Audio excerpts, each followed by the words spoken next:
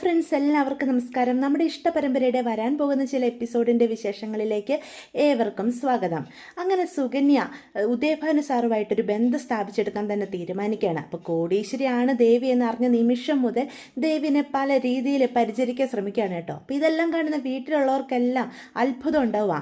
അടുക്കള കയറി സ്വന്തമായിട്ടൊരു ചായ പോലും ഇടില്ലാത്ത നമ്മുടെ സുകന്യ ദേവിക്ക് വേണ്ടി സ്പെഷ്യലായിട്ട് ജ്യൂസ് ഉണ്ടാക്കി കൊടുക്കുന്നു, ഫുഡ് കൈകൊണ്ട് കൊടുക്കുന്നു. അപ്പോൾ ഇതൊക്കെ കാണുമ്പോൾ മീനുവിനും മിത്രയ്ക്കും ഒക്കെ സംശയം തോന്നും കേട്ടോ.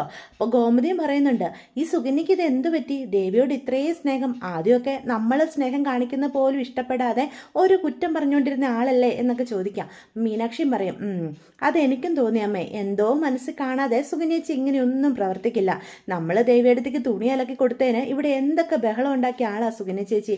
ആ സുകന്യ ചേച്ചി തന്നെ ഇപ്പം ദേവിയടുത്തേക്ക് ജ്യൂസ് കൊണ്ടു കൊടുക്കുന്നു, എന്തൊക്കെയാണ് ചെയ്യുന്നത്? ഇതിന് പിന്നിൽ എന്തോ കാര്യമുണ്ട്. അപ്പം ഇത്രയും പറയും, അതെ, ഒരു നേട്ടവും ഇല്ലാതെ സുകന്യ ചേച്ചി ഇങ്ങനെ ഒന്നും ചെയ്യില്ല, അതെന്തായാലും കണ്ടുപിടിക്കണം. അപ്പം നമ്മുടെ ഗോമതി പറയും, ചിലപ്പോൾ അതൊന്നും ആയിരിക്കില്ല, ഗർഭിണിയായിട്ടുള്ള ദേവിയോട് ഒരു കരുണയൊക്കെ തോന്നിക്കാണും. അതുമാത്രമല്ല, കാര്യങ്ങളൊക്കെ ഇപ്പോൾ സുകന്യക്ക് ബോധ്യപ്പെട്ട് കാണും, ഗർഭിണികളെയൊക്കെ പരിചരിക്കുന്നത് നല്ല കാര്യമാണെന്ന്, അതുകൊണ്ടായിരിക്കും എന്ന് പറയാം. അപ്പം മിത്ര പറയും, എൻ്റെ പൊന്നപ്പച്ചി, വേറെ ആരുടെ കാര്യം പറഞ്ഞാലും സുകന്യ ചേച്ചി അങ്ങനെയൊന്നും ചെയ്യുകയല്ലെന്ന് എനിക്ക് നല്ല പോലെ അറിയാം. ഇതെന്തോ കാര്യസാധ്യത്തിന് വേണ്ടി ദേവിയടുത്തായിട്ട് ചേർന്നിരിക്കുന്നതാണ്. അപ്പം മീനു പറയും, അതെ, ദേവിയടത്തിയുടെ അച്ഛനും അമ്മയും ഇവിടെ വന്നു പോയതിന് ശേഷമാണ് സുകന്യ ചേച്ചിക്ക് ഈ മാറ്റം. എനിക്ക് തോന്നുന്നത് ദേവിയടത്തി വലിയ കാശുള്ള വീട്ടിലെ കുട്ടിയാണെന്ന് അറിഞ്ഞ നിമിഷം തൊട്ട് തുടങ്ങിയ സ്നേഹമാണ് ഇത്. എന്തേലും കാര്യം കാണും, അല്ലാതെ സുകന്യ ചേച്ചി ഇങ്ങനെ ഒന്നും ചെയ്ത് കൂട്ടില്ല. അപ്പം മിത്ര പറയും, ഇതിന് പിന്നിലുള്ള കാര്യം എന്തായാലും കണ്ടെത്തിയിട്ടേ ഉള്ളൂ, ഇതിങ്ങനെ വിടാൻ ഞാൻ ഉദ്ദേശിച്ചിട്ടില്ല എന്നൊക്കെ പറയണേ കേട്ടോ. അതേസമയം നമ്മുടെ സുകന്യ എങ്ങനെയെങ്കിലും ഉദയഭാനു സാറിൻ്റെ മനസ്സിൽ ഒന്ന് ചെന്ന് പറ്റണം. അതുമാത്രമല്ല, ദേവി മുഖേനയാണെങ്കിലും നല്ലൊരു ബന്ധം സ്ഥാപിച്ചെടുക്കണം, എന്നിട്ട് അവരുമായിട്ട് ചേർന്നൊരു ബിസിനസ് തുടങ്ങണം. ഇതൊക്കെയാണ് നമ്മുടെ സുകന്യയുടെ പ്ലാനുകൾ. അപ്പോൾ ദേവിയെ പരിചരിക്കുകയും സ്നേഹിക്കുകയൊക്കെ ചെയ്യുന്ന കണ്ടാൽ നമ്മുടെ ദേവി സ്വാഭാവികമായിട്ടും സുകന്യയെ പറ്റി നല്ല കാര്യങ്ങളൊക്കെ ഉദയഭാനുവിനോട് പറയൂലോ. അതാണ് സുകന്യയുടെ ലക്ഷ്യം. അതേസമയം മിത്രയും മീനാക്ഷിയും ഇതിന്റെ പിന്നിലെ സത്യാവസ്ഥ കണ്ടുപിടിക്കാനായിട്ട് ഇറങ്ങി. അതേസമയം നമ്മുടെ സുകന്യാണെങ്കിൽ നമ്മുടെ മിത്രയുടെ രഹസ്യവും കണ്ടുപിടിക്കാം. വേറൊന്നുമല്ല, രാവിലെ തന്നെ നമ്മുടെ മിത്ര ഓടാനൊക്കെ ആയിട്ട് പോകുന്നുണ്ടല്ലോ, ഇക്കാര്യങ്ങളൊക്കെ സുകന്യ കണ്ടുപിടിക്കും. അപ്പം എങ്ങനെയെങ്കിലും മിത്രയ്ക്കിട്ടൊരു പണി കൊടുക്കണമെന്ന് ആലോചിച്ചാണല്ലോ നമ്മുടെ സുകന്യയുടെ നടപ്പ്. കാരണം മിത്ര സുകന്യയുടെ കാര്യങ്ങളൊക്കെ എതിർക്കുന്നുമുണ്ട്. അപ്പോൾ ഇവൾ ഇങ്ങനെ പോയാൽ ശരിയാവില്ല, അവളുടെ ഒരു ഓടാൻ പോക്ക് എന്തായാലും ബാലേട്ടനും ഇക്കാര്യം ഒന്ന് അറിയിക്കണം. അതുമാത്രമല്ല, ഇന്ന് ഇവൾ ഓടാനായിട്ട് പോവണ്ട എന്നൊക്കെ കരുതി മിത്രയുടെ ഷൂസ് മനഃപൂർവ്വം നമ്മുടെ സുകന്യ കീറി മുറിച്ച് കളയൂട്ടോ. അപ്പോൾ രാവിലെ ഓടാനായിട്ട് ചെല്ലുമ്പം ഷൂസുകൾ കാണില്ല. അത് കാണുന്ന മിത്രയ്ക്ക് ഒത്തിരി സങ്കടം വരിക. അപ്പം മിത്ര സങ്കടപ്പെട്ടിരിക്കുന്ന കാണുമ്പം മീനും ദേവിയൊക്കെ അങ്ങോട്ട് ചെല്ലുക, എന്തു പറ്റി മിത്രേ, ഇത് കണ്ടോ എടത്തി, എൻ്റെ ഷൂസ് കീറിക്കളഞ്ഞു, ഇതാ സുകന്യ ചേച്ചി മനഃപൂർവ്വം ചെയ്തതാ, ഇത് നോക്കിക്കേ, ഇത് തന്നെ കീറിപ്പോയതല്ലെന്ന് കാണുമ്പോൾ തന്നെ അറിയാം, മനഃപൂർവ്വം ആരോ കരുതി കൂട്ടി കീറി പറിച്ച് കളഞ്ഞതാ, ഞാൻ രാവിലെ ഓടാൻ പോകുന്ന അറിയാവുന്ന ആരോ, ഇത് അവരെനിക്കിട്ടൊരു പണി തന്നതാ, ഉറപ്പാ എന്ന് പറയും. അപ്പം മീന് പറയും, അതൊന്നും ആയിരിക്കില്ല, അല്ലാതെ പിന്നെ ഇത് ആരെവിടെ ചെയ്യാൻ, നമ്മൾ ആരെങ്കിലും ഇങ്ങനെയൊക്കെ പ്രവൃത്തികൾ ചെയ്യുമോ?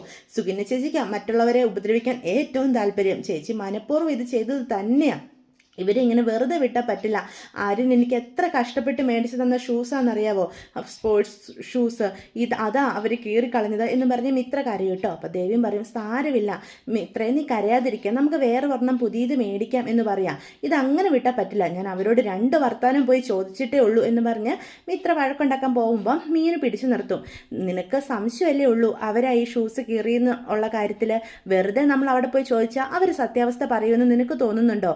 വെറുതെ നമ്മൾ അവരുമായിട്ട് മനഃപൂർവ്വം പ്രശ്നം ഉണ്ടാക്കിയെന്ന് പറഞ്ഞ് നിന്റെ കുറ്റങ്ങളെല്ലാം ചെന്ന് അച്ഛനോട് പറഞ്ഞു കൊടുക്കാനേ അവർ ചെല്ലത്തുള്ളൂ, അല്ലാതെ വേറെ നല്ല കാര്യങ്ങളൊന്നും അതുകൊണ്ട് നടക്കാൻ പോകുന്നില്ല. ആകാശിൻ്റെ കാര്യം തന്നെ അറിയാലോ നിനക്ക്, എന്തെങ്കിലും പ്രശ്നം ഇവിടെ മനഃപൂർവ്വം ഉണ്ടാക്കാനായിട്ടാണ് അവർ നടക്കുന്നത്. നമ്മുടെ എല്ലാം കുറ്റങ്ങൾ അച്ഛൻ്റെ മുന്നിൽ പോയി പറയുകയും ചെയ്യും.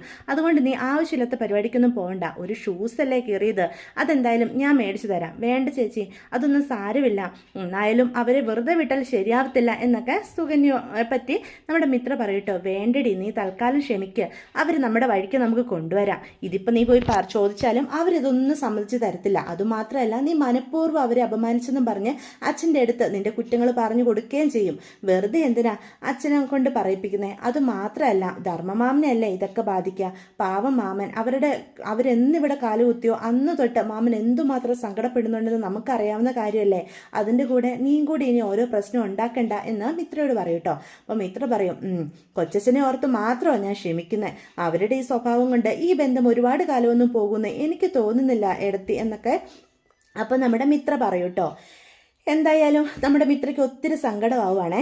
അപ്പം അതേസമയം ഒരുപാട് സന്തോഷത്തോടെ സുകന്യ റൂമിലിരിക്കുക. അവളുടെ ഒരു അഹങ്കാരം അവൾക്ക് അങ്ങനെ തന്നെ വേണം. ഇനി അവൾ നോടാൻ പോകുന്ന എനിക്കൊന്ന് കാണണം. ഈ സുകന്യനെ ഭരിക്കാൻ നിന്നിട്ട് അവൾ അവിടെ സന്തോഷത്തോടെ അങ്ങനെ ജീവിക്കേണ്ട എന്നൊക്കെ പറയാം. ഇന്നെന്തായാലും ദേവിയുടെ വീട് വരെ ഒന്ന് പോകണം. ഉദയഭാനു സാറിനെയും ഭാര്യനെയൊക്കെ ഒന്ന് പരിചയപ്പെടാലോ. അവരുടെ മനസ്സിലേക്ക് കയറിക്കൂടാൻ അതൊക്കെയാ നല്ല കാര്യങ്ങൾ. എങ്ങനെയെങ്കിലും അവരോട് ഒരു ബിസിനസ് തുടങ്ങുന്നതിനെ പറ്റി പറയണം. എന്നിട്ട് എന്നെയും പാർട്ട്ണർ ണമെന്ന് പറയണം. ഈ പ്ലാനുകളൊക്കെ നടക്കണമെങ്കിൽ ഇടയ്ക്കിടയ്ക്ക് അവരുടെ വീട്ടിൽ പോയി അവരെയൊക്കെ ഒന്ന് വിസിറ്റ് ചെയ്യണം എന്നൊക്കെ സുകന്യ മനസ്സ് തീരുമാനിക്കുകയാണ് കേട്ടോ. അതേസമയം നമ്മുടെ മീനു വൈകുന്നേരം ജോലി കഴിഞ്ഞ് വരുമ്പോൾ മിത്രയ്ക്ക് ഒരു ജോഡി ഷൂസുമായിട്ടാട്ടോ വരുന്നത്. അത് മിത്രയുടെ കയ്യിലോട്ട് കൊടുക്കും. അയ്യോ ചേച്ചി, ഇതൊന്നും മേടിക്കണ്ടായിരുന്നല്ലോ എന്ന് പറയും. അത് സാരമില്ല, എൻ്റെ അനിയത്തിക്ക് വേണ്ടിയിട്ട് ഒരു ജോഡി ഷൂസ് മേടിച്ചു കൊടുത്തെന്നും കരുതി എനിക്കൊന്നും വരാൻ പോകുന്നില്ല. നിന്റെ ഷൂസ് അവർ കളഞ്ഞില്ലേ, അതിന് പകരം എന്തേ നല്ല പുത്ത ഷൂസ് മേടിച്ച് തന്നിട്ടുണ്ട്.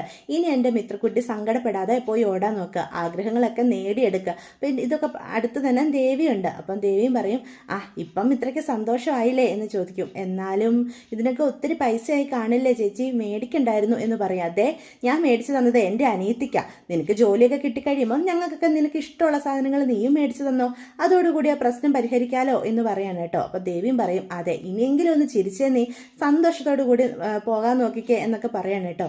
അപ്പം ഇത്രയ്ക്ക് ഒരുപാട് സന്തോഷമാവുകയാണ് മീനു ചേച്ചിയുടെ സ്നേഹം കാണുമ്പോൾ. അപ്പോൾ ദേവിയും പറയും, എന്തായാലും നീ ചെയ്ത നല്ല കാര്യമോ മീനു, അവളുടെ സന്തോഷം കണ്ടോ എന്ന് ചോദിക്കുകയാണ്. നീ മേടിച്ചു കൊടുത്തല്ലോ, എനിക്കാണ് പുറത്തൊന്നും പോകാനും പറ്റുന്നില്ല. എന്തായാലും നല്ല കാര്യമാണ് നീ ചെയ്തതെന്ന് നമ്മുടെ ദേവി മീനുവിനോട് പറയുവാണ്.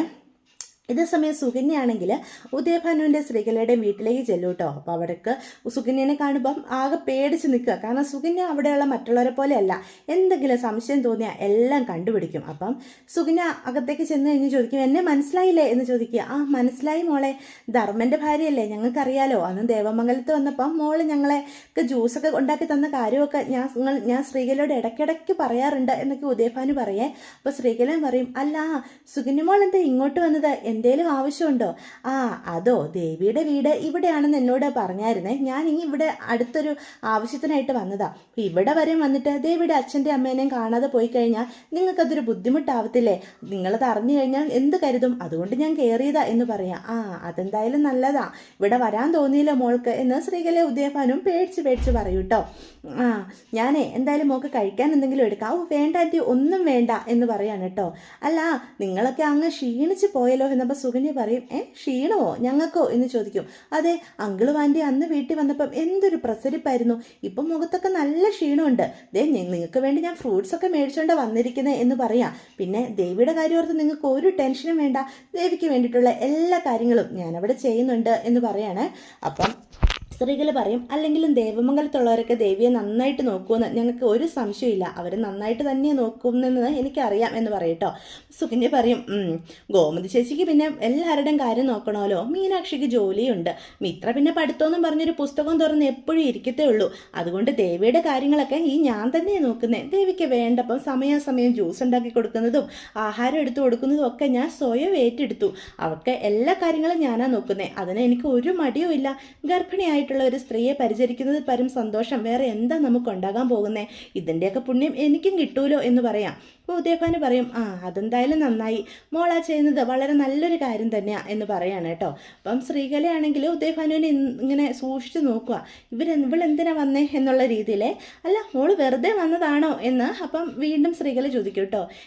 അങ്ങനെയല്ല ആൻറ്റി, സാറ് വലിയൊരു ബിസിനസ്സുകാരനാണെന്നൊക്കെ ഞാൻ അറിഞ്ഞായിരുന്നല്ലോ, എന്തൊക്കെ ബിസിനസ്സുകളാണ് ചെയ്യുന്നത് എന്ന് ചോദിക്കാം. അതുമോളെ, ഒരുപാട് ബിസിനസ്സുകളുണ്ട്, എൻ്റെ ബിസിനസ്സുകൾ അധികവും വിദേശ രാജ്യങ്ങളിലാണെന്ന് ഞങ്ങൾ പറഞ്ഞായിരുന്നല്ലോ എന്നപ്പോൾ ഉദയഭാനു പറയും, അതെ എനിക്കും ഒരു ബിസിനസ് തുടങ്ങണമെന്ന് താല്പര്യമുണ്ട്, അങ്കിളിൻ്റെ കൂടെ എന്നെയും കൂടി ഒരു പാർട്ട്ണർഷിപ്പിൽ എന്തെങ്കിലും ഒരു ബിസിനസ് സ്റ്റാർട്ട് ചെയ്യാൻ പറ്റുമോ എന്ന് അറിയാനും കൂടിയാണ് ഞാൻ വന്നത് എന്ന് പറയുവേ. ഇത് കേൾക്കുമ്പോൾ ശ്രീകല ഉദയഭാനു ഞെട്ടി തരിച്ച് നിൽക്കുക. അപ്പോൾ ശ്രീകല പറയും, അയ്യോ മോളെ, ഇപ്പോൾ ഉടനെ ഞങ്ങൾ പുതിയ ബിസിനസ് ഒന്നും തുടങ്ങുന്നില്ലല്ലോ. അങ്ങനെയല്ല, പുതിയതായിട്ട് എന്തെങ്കിലും തുടങ്ങുമ്പം എന്നെയും കൂടി ഉൾപ്പെടുത്തണമെന്നാണ് പറഞ്ഞത്. അതിനു വേണ്ട ഫണ്ട് ഞാൻ തരാം എന്നൊക്കെ സുകന്യ പറയാം. നമ്മൾ രണ്ട് കൂട്ടരും കൂടി ഒരു ബിസിനസ് ആരംഭിക്കുമ്പം എന്തായാലും അതൊരു വലിയ പ്രസ്ഥാനമായിട്ട് മാറുമെന്ന് ഈ സുകന്യക്ക് അറിയാം അങ്കിളെ എന്നൊക്കെ പറയാണ്. അതിനെപ്പറ്റിയൊക്കെ നമുക്ക് പിന്നെ സംസാരിക്കാം മോളെ. എന്തായാലും മോള് ഇനി ഞാൻ അതിനെപ്പറ്റി ചിന്തിച്ചിട്ട് അറിയിക്കാൻ കാര്യങ്ങളൊക്കെ എന്ന് പറയാം. അങ്കിള് മറക്കരുത്, എനിക്ക് ഈ വക മേഖലയിലൊക്കെ ഒരുപാട് ഇൻട്രസ്റ്റ് ഉള്ള ആളാണ്. ഇങ്ങനെ വീട്ടിൽ ഒതുങ്ങി ജീവിക്കുന്നതിനോടൊന്നും എനിക്ക് താല്പര്യമില്ല. അങ്കിളിൻ്റെ കൂടെ പാർട്ട്ണർഷിപ്പിൽ ഒരു ബിസിനസ് ആരംഭിക്കണമെന്നുള്ളത് എൻ്റെ സ്വപ്നമാണ്. ഇത്രയും വലിയൊരാളെ ഞാൻ നേരിട്ട് ആദ്യമാണ് കാണുന്നത്. ഇത്രയും അനുഭവ സമ്പത്തും ഒക്കെയുള്ള ഒരാൾ എൻ്റെ കൂടെ ഉണ്ടാവുന്നത് എനിക്കത് വളരെ നല്ലതാണ് അങ്കിളെ എന്നൊക്കെ പറഞ്ഞാൽ സുകന്യാണെങ്കിൽ ഉദയഭാനുവിനെ ശ്രീകലനെയൊക്കെ ഒരുപാട് അങ്ങ് പൊക്കുവാണ്.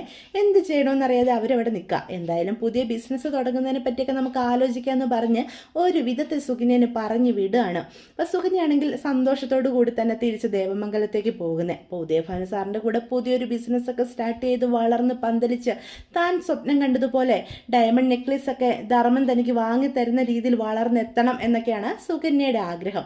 അപ്പം അവൾ പോയി കഴിയുമ്പം ശ്രീകല ചോദിക്കും, ദേ മനുഷ്യ, ഒന്നാമത് നമ്മൾ ആ ബാലനെ കൊണ്ട് തന്നെ പൊറുതിമുട്ടി നിൽക്കുക. ഇനി നിങ്ങൾ പുതിയൊരു പ്രശ്നം കൂടി എടുത്ത് തലയിൽ വെക്കാനാണോ തീരുമാനം എന്ന് ചോദിക്കുക. എൻ്റെ ശ്രീകലേ, ചിലപ്പം ഇത് നമുക്ക് ദൈവം കൊണ്ടു തന്നൊരു അവസരമാണെങ്കിലോ. ആ ബാലനാണെങ്കിൽ പ്ലാനും വരച്ചുകൊണ്ട് ഉടനെ ഇങ്ങോട്ട് വരും. കഴിഞ്ഞ ദിവസം കൂടി എന്നെ വിളിച്ച് ഓർമ്മിപ്പിച്ചതേ ഉള്ളൂ, പ്ലാൻ കിട്ടിയ ഉടനെ തന്നെ കടയുടെ പണി തുടങ്ങണമെന്ന്. നമ്മൾ എവിടുന്ന് എടുത്ത് കാശ് കൊടുക്കുമെന്ന് പറഞ്ഞ് ഞാൻ ടെൻഷൻ അടിച്ചിരുന്നപ്പോഴാണ് ദൈവമായിട്ട് ഇവളെ നമ്മുടെ മുന്നിൽ കൊണ്ട് എത്തിച്ചത്. ഞാൻ പറഞ്ഞില്ലേ ശ്രീകലേ, നമ്മളെ അങ്ങനെ ഇങ്ങനെയൊന്നും ദൈവം കൈവിടത്തില്ല. അവള് ദേവമംഗലത്തുള്ള ഒരുത്തിയാ. അവളെ ആവശ്യമില്ലാതെ ഓരോ പ്രശ്നത്തിനും കൊണ്ട് ചാടിച്ചു കഴിഞ്ഞാൽ നമ്മുടെ കള്ളത്തരങ്ങളെല്ലാം അവരറിയും. അതുകൊണ്ട് അവളുമായിട്ട് ഒരു ഇതിന് നിങ്ങൾ പോവണ്ട, അതാട്ടോ നല്ലത് എന്ന് ശ്രീകല പറയും. നമുക്ക് നോക്കാം, അവൾ നമുക്ക് ഫണ്ട് ഇറക്കി ബിസിനസ് തുടങ്ങാന്നല്ലേ പറഞ്ഞത്. കാര്യങ്ങൾ എവിടെ വരെയും പോകുമെന്ന് നമുക്ക് എന്തായാലും ഒന്ന് നോക്കാം എന്ന് പറയാം. നീ കൂടുതൽ അതിനെപ്പറ്റി ചിന്തിച്ച് തല പുകയ്ക്കണ്ട. എങ്ങനെയെങ്കിലും നമുക്ക് ബാലനെ ഇപ്പോൾ ഒന്ന് നിയന്ത്രിച്ച് നിർത്തേണ്ടത്. അല്ലെങ്കിൽ നമ്മുടെ കള്ളങ്ങളെല്ലാം പൊളിയും. കുറച്ച് ഫണ്ട് അറേഞ്ച് ചെയ്ത് എങ്ങനെയെങ്കിലും ബാലൻ്റെ കൈ കൊടുക്കണം. അല്ലെ നമ്മുടെ മോളുടെ നിലനിൽപ്പും കൂടി പ്രശ്നത്തിലാകും എന്ന് പറയാം. അതിന് ഒരവസരമാണോ ഇതെന്ന് എനിക്ക് തോന്നുന്നത് എന്ന് പറയാം. നിങ്ങൾ എന്തെങ്കിലും ചെയ്യുക, എനിക്ക് ഇങ്ങനെ ടെൻഷൻ അടിക്കാൻ പറ്റില്ല. ഇപ്പം തന്നെ പ്രശ്നങ്ങൾ കാരണം നമുക്ക് നമ്മുടെ മോളെ പോലും ഒന്നും കാണാൻ പറ്റുന്നില്ല. ഇനി ഇത് കൂടുതൽ വഷളായി കഴിഞ്ഞാൽ എന്തൊക്കെ പ്രോബ്ലങ്ങൾ ഉണ്ടാവും എന്ന് എനിക്കറിയത്തില്ല എന്ന് പറഞ്ഞ് സ്ത്രീകൾ ഇങ്ങനെ ഇരിക്കുകയാണ് കേട്ടോ. അപ്പോൾ ഇതൊക്കെ വരാൻ പോകുന്ന എപ്പിസോഡിൻ്റെ വിശേഷങ്ങളാണ്. ഇപ്പോൾ വീഡിയോ ഇഷ്ടപ്പെട്ടുവെങ്കിൽ ചാനൽ സബ്സ്ക്രൈബ് ചെയ്യാനും ലൈക്ക്